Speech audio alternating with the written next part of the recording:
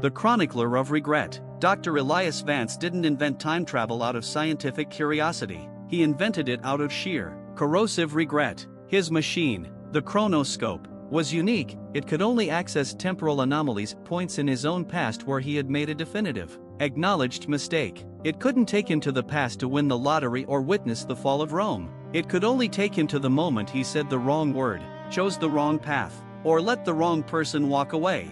Elias called them his fissures.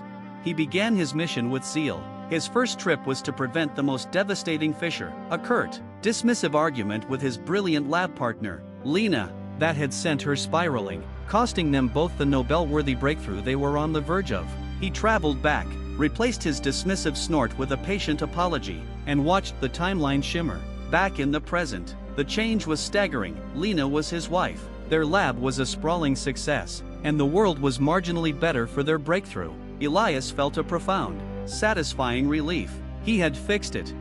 Encouraged, Elias began to systematically erase his life's blemishes. He stopped himself from accepting a soul-crushing corporate job, prevented himself from standing up his mentor, and even returned to a childhood memory to stop himself from lying about a broken vase. With each successful correction, his present life became objectively perfect. Wealth, love, professional acclaim, and not a single ghost of regret to haunt him. Yet, as the fissures disappeared, something subtle but unsettling began to happen to Elias himself.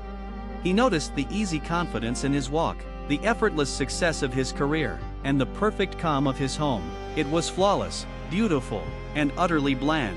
The sharp wit that had defined his early years was gone, replaced by comfortable geniality. The fierce, desperate ambition that drove him to invent time travel in the first place was replaced by a gentle, satisfied inertia. He found he no longer cared about inventing anything new. His current life was perfect, but the final straw came when he looked at his wife, Lena. In this new, perfect timeline, she was happy, successful, and perfectly content. Yet she looked at him with a strange, passive adoration that lacked the fiery intellectual challenge he vaguely remembered. He realized that the Lena he loved was the one who fought him, the one who had been hurt by his mistake and had bounced back harder. The new Lena was a product of his comfort, not his challenge. The twist.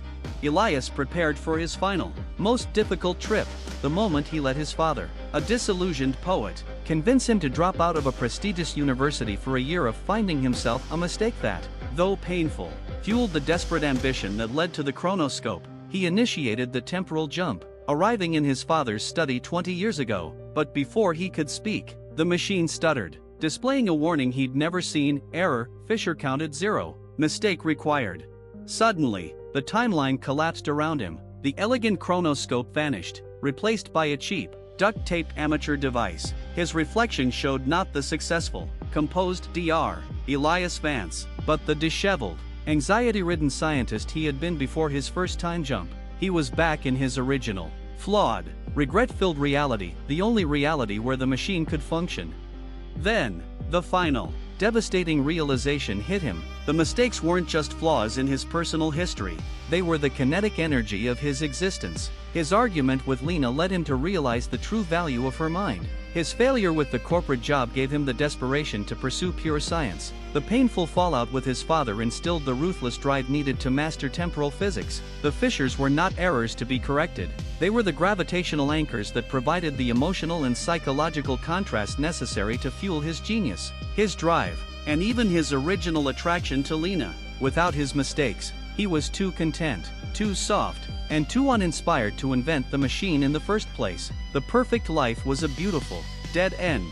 He hadn't been fixing his past. He had been unintentionally erasing the very conditions required for his present self to exist and use the machine. The ability to fix his mistakes was, paradoxically, the one thing that guaranteed their re-existence. The only way to live a life without regret was to be a person who could never invent the means to erase them.